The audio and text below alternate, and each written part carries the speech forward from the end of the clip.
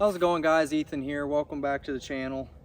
I was inspired to do a video today talking about being able to make your own equipment and the beauty of traditional archery in the sense that you're able to do that.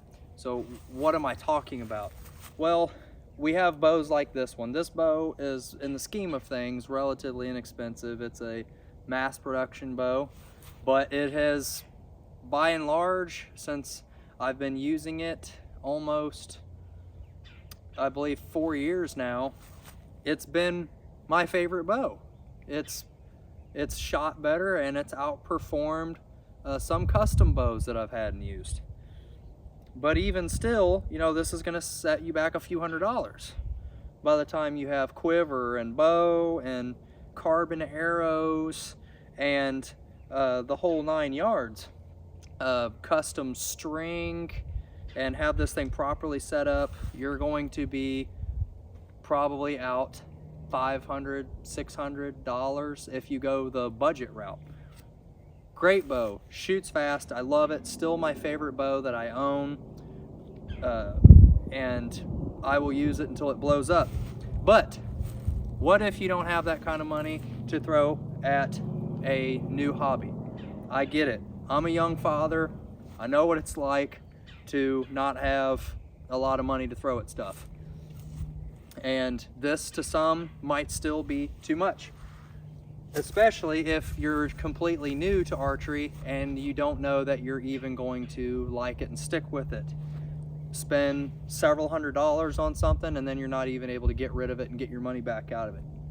Again, I get it. So that's what I want to express to you. The awesome part about traditional archery that you can't do with just about any other hunting related sport, if you will. Not even hunting related, but you know, something in this realm, whether it's in as far as outdoor activities are concerned. Riding bikes, you know, archery, firearms, you're gonna be out a lot of money just to get your foot in the door. Archery is not that way. Everything within reason, depending on to what extent that you want to go with it, everything in traditional archery you can make yourself. For instance, there's a couple exceptions here, but this bow that you guys are now used to seeing on the channel in the past few videos that I've made, this bow is a hackberry self bow that I made. I've made a lot of bows. I've made a lot of bows over the years, and this is the one that I just finished this winter. It's 66 inches long, pulls about 45-50 pounds, perfect hunting weight, and you could take a deer or an elk, anything in between, with this bow all day long. Shoots fast. It's primitive, ancient primitive technology, and it works. You can make this yourself. Beyond that, you know, strings, and most of the time it's going to be easier for you to just buy strings. Unless you make a lot of them, then, you know, maybe buy some bulk string material. But a string, let's say $20-$25, that a string is going to set you back. Outside of building your arrows, that's going to be the biggest amount of money that you could potentially spend if you just make everything yourself in a quality string that's going to do the job. This is a D97 string. These Otter string silencers, my friend Ron at Standing Wolf Archery makes and sells these, and I got these from him. But if you're a handy guy, maybe you trap, maybe you know somebody that does, that's into fur bearer trapping and hunting, or even rabbit fur would probably work if you're a small game hunter. Squirrel fur, something, you know, yarn balls, whatever. You could make your own string silencers, tie on your own nocks. And then as far as, you know, quivers and stuff like that, I've made quite a few quivers. This is just an example of a quivers that I've made. This is a stalking style quiver that I really like. That's probably my favorite. and it works great. I used it turkey hunting last year.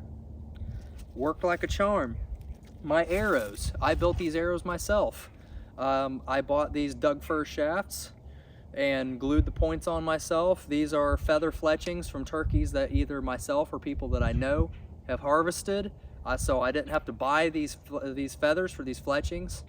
I make my own fletchings, build all my arrows myself. Don't have to have someone else do it for me. You could do that too for relatively low cost of entry.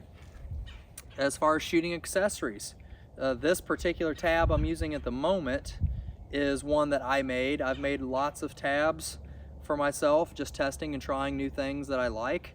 If you have a craft store nearby that's got some type of a selection of leather products, you could probably make your own tab too, or go to the hardware store and buy a good pair of leather working gloves, and there you go.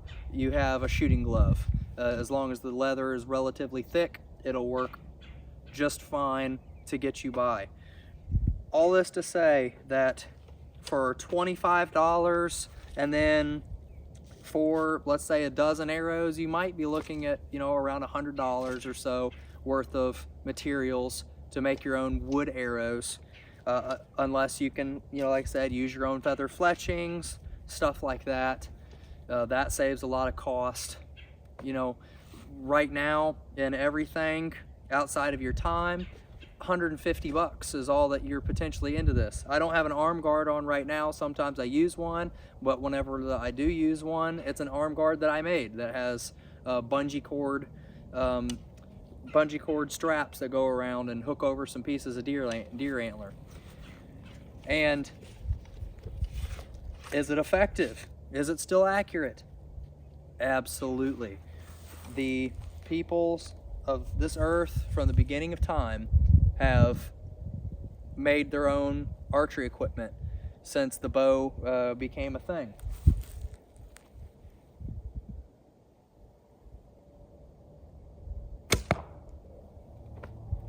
Kill shot.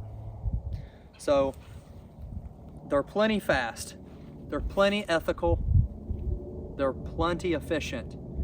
Yes, you're going to have some time and some sweat equity in learning how to make your own bow. It's going to take time. Yes, you're going to have some time in learning how to make and tune and properly build arrows. All this stuff takes time, but you can do it. Have some faith in yourself. Watch some YouTube videos. That's the way myself and many people have learned to do things. And take some of this stuff by the horns and learn how to do it yourself. If you are already in the sport of archery and you're looking how to make it more personal, all of these things are still available to you regardless of your skill level. You could be an Olympic level archer with plenty of resources and finances to throw at this hobby and still be looking to simplify it and become more personal with it. All this stuff is available to that person as well. You probably already have material to make strings. Maybe you already have certain other materials here, fletching material, arrow shafting material that you can relatively get your hands on, or maybe you already have it laying around and you can piece it together, if you will. And then there you go. That's all you have invested. You can simplify something that you maybe have already complicated. That's what I love about archery. That's what has probably kept me in the sport of archery pretty well all my life, is just this infatuation with being able to make everything. And it's why I love traditional archery. Traditional archery community, it's so personal, it's so lucrative. The tab that I have on this bow, this tab right here, is also made by my good friend Ron at Standing Wolf Archery. This string is made by Trevor Fielder, Triple T Strings. If you guys are in the traditional archery community, you probably know who that is. I bought my bow from Three Rivers. This quiver came from Drew and Andy Kohlhofer at Selway Archery. I know Drew. there's connections here to be had. My arrows, they came from 3 rivers. It's a small community, and a lot of people know each other. I can go to the Missouri United Bowhunters of Missouri Rendezvous this spring or summer and swing into Andy Burnett's booth and buy whatever I could possibly need to build arrows, strings, whatever. No other community is like that, and I think that's what I appreciate about traditional archery so much, is that you can make it as complicated or as simple as you want to. And if you're like me, just a simple, straightforward bow hunter, sometimes the undercomplicated and the more simplified route is the route that I prefer.